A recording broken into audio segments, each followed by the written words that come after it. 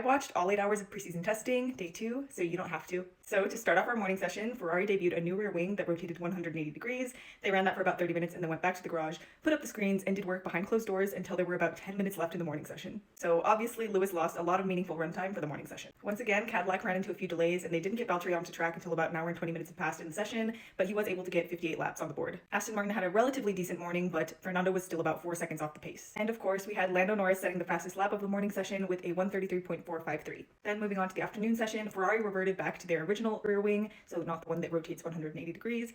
Who knows why. Lewis lost a lot of runtime in the afternoon session as well, only completing 78 laps for the entire day. Cadillac continued to have some delays in the afternoon session, with Checo not even getting onto track until at least an hour had passed in the session. Then, just as I was about to say Aston Martin was having a spectacular day, Fernando pulled the car over, brought out a red flag, and had to hop out of the car. It seems there were some power unit issues and they were not able to get the car back on track for the remainder of the day.